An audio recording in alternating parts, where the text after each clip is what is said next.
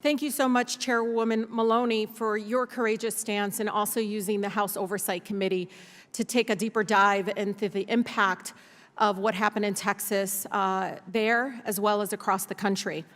You know, I grew up in the most beautiful, blackest city in the country, where 85% of the city of Detroit is black, and it's beautiful, and black mothers are the ones who told my mother to raise her voice when she had that heavy immigrant accent at parent meetings.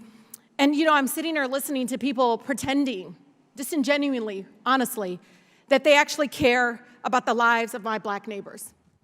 I always get emotional about this because I cannot believe that my colleagues who didn't even vote for the George Floyd Justice for Policing Act are talking about the fact that Planned Parenthood, which I believe is literally one of the only healthcare places and institutions like cities like mine, the fact that we have some of the worst infant mortality rates in the country among black children.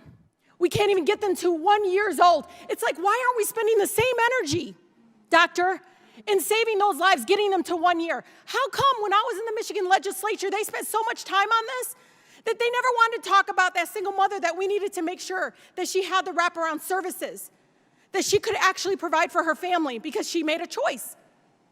But we abandon those mothers every corner. We vilify and dehumanize. I've watched them force mothers to do drug testing before they could even get any assistance. When are we going to actually call this out for what it is? No, this is about controlling women in our country, period. Stop pretending it's anything but. You know, what's so distressful about all of this is the fact that it's not just Texas, Chairwoman, you know this. This is literally opening the floodgates to the possibility that we are actually going to see our country punish and criminalize abortion, criminalize women making a very difficult decision. I want to know, you know, Dr. Scott, like honestly, what are you doing about infant mortality rate among black children? Have you testified in a committee about it?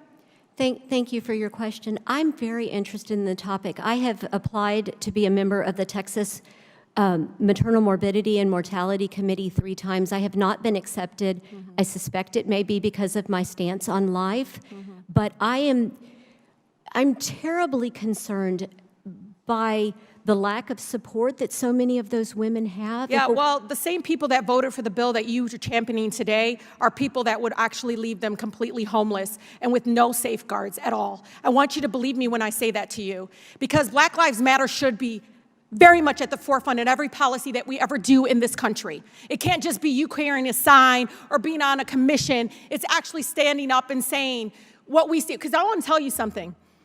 You know, over 40% of the deaths of COVID in my state are my black neighbors, even though they make up less than 14% of the total population of Michigan, because of environmental racism, because they don't have access to health care, and you're all punishing Planned Parenthood, which is literally sometimes the only option that they have, because people are investing in saying, this is how we can access health care. And I am really just incredibly frustrated of the gaslighting, the misleading, and trying to say you're speaking on behalf of my black neighbors. You're not. You're not. And so I'm going to leave with Ms. Ross. I saw your face and the pain in your face, and I just have to tell you, you know, as you were listening to them, I could see you had a lot to say, and I'm going to leave you with the last minute to tell me how you felt when you heard them talk about, oh, this is killing black folks. Tell them what is really killing black folks in this country. Go ahead and tell them the truth. Well, I'm tired of white saviors saying that black women aren't smart enough to make our own decisions about our lives. That's what I'm tired of. That is the ultimate in racism.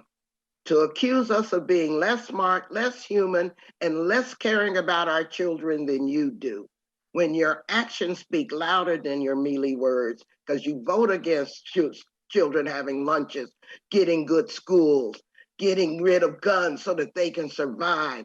You vote against everything about our children once they're here, and yet you want to say that you're a better savior of black children than we are?